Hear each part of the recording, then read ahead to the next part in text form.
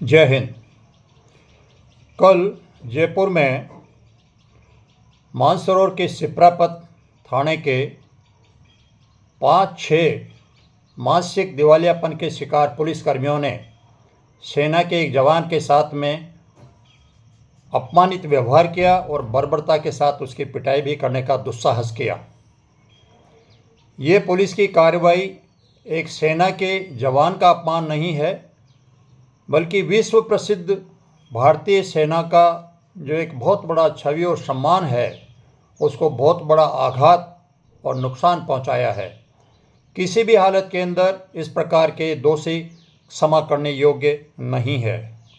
ये पूरी सेना और लाखों पूर्व सैनिकों का बहुत बड़ा अपमान है। मैं सैल्यूट करता हूं उस जवान अरविंद को, जो अन्याय के खिलाफ डट कर अकड़ कर खड़ा हो गया और थाने के अंदर 6-7 पुलिसकर्मियों ने घेर करके उसको पिटाई करने का जो काम किया है, घिनौना कृत्य किया है, उसके खिलाफ जवाब देने के लिए वो सैनिक कल्याण मंत्री जी तक पहुंचा। और जब तक उन दोषी पुलिसकर्मियों को वहां थाने से नहीं हटा दिया गया, तब तक वो डट कर मुकाबला करता रहा। इस विषय में मैं हमारे सैनिक कल्याण मंत्री जी का भी आभार व्यक्त करता हूं, क्योंकि वो खुद एक स्वयं सैनिक रहे हुए हैं। इसलिए शायद उनको दर्द आया हो कि वर्दी का इतना बड़ा अपमान किया गया है।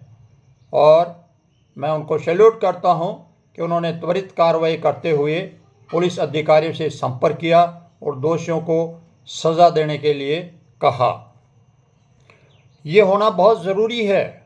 भारतीय सेना पूरे विश्व के अंदर एक सम्मान के रूप से देखी जाती है, और एक सैनिक के साथ में इस प्रकार के कुछ सिरफिरे लोग अपमानित व्यवहार करते हैं तो उनको कड़ी से कड़ा सज़ा मिलना भी बहुत ज़रूरी है।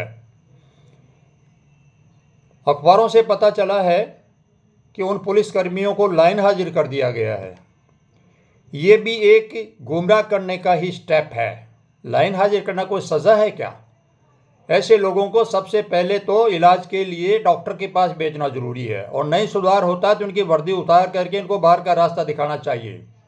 आप अंदाज़ा लगाइए कि जब सेना के एक जवान के साथ में इस प्रकार का दुर्व्यवहार किया जा सकता है, तो आम जन का थानों के अंदर क्या होता होगा।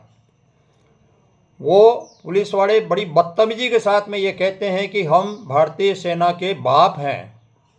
कैसे बाप बन गए इस प्रकार की गंदी हरकत करके?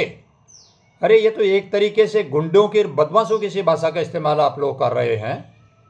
और अगर इतना ही दम भरने का शौक उत्पन्न हो गया है, तो तुम कायरों की तरह 6 आदमी एक सेना के जवान को थाने में बंद करके पिटाई करने के जोश में आ गए। अगर आपको इतना ही अपने आप को बाप डिक्लेयर करना है, तो आप अकेले अकेले से पुलिस की वर्दी उतार करके आइए, आप एक एक जवान से भिड़िए, पता चल जाएगा कौन किसका बाप है। शर्म आनी चाहिए आप लोगों के इस प्रकार के व्यवहार करने और ऐसे शब्दों का इस्तेमाल करते हुए। सेना को भी इसका संज्ञान लेना चाहिए। ये सैनिक अरविंद का अपमान नहीं है। सैनिक अरविंद ने कोई अपराध नहीं किया था, ना ही कोई आपराधिक कार्य के अंदर वो लिप्त था। वो अपने एक दोस्त के लिए थाने में जाके पूछताछ करता है कि इसको रात को बंद किया है तो इसका क्या कसूर है, और कसूर नहीं तो इसको क्यों नहीं छोड़ा जा रहा है। खाली इतनी सी बात के ऊपर इस प्रकार से सेना का बाप बनने का वो स्टेप ले रहे हैं पुलिस वाले, तो ये बहुत ही गंभीर मामला है। और आर्मी के उच्चाधिकारियों से मेरी रिक्वेस्ट है कि इसके ऊपर तुरंत संज्ञान लिया जाए और ऐसे अपराधियों को सख्त सज़ा दिलाई जाए, जिससे भविष्य के अंदर कोई भी इस प्रकार का कदम उठाने का दुस्साहस नहीं करे। पुलिस एक तरफ तो अपने थानों के ऊपर बड़े बड़े बोर्डों पे स्लोगन लगा के बैठी हुई है, जिसमें लिखा है अपराधियों में भय और आमजन में विश्वास, लेकिन हो उल्टा रहा है। यहाँ तो ये खुद ही अपराधी बन बैठे हैं और पुलिस की वर्दी के अंदर दादागिरी कर रहे हैं। दोषियों को अगर सख्त से सज़ा नहीं मिलती है, तो पूर्व सैनिकों के अंदर भयंकर आक्रोश है, और ये आक्रोश हो सकता है कि एक बड़े आंदोलन के रूप में प्रशासन को देखना पड़े।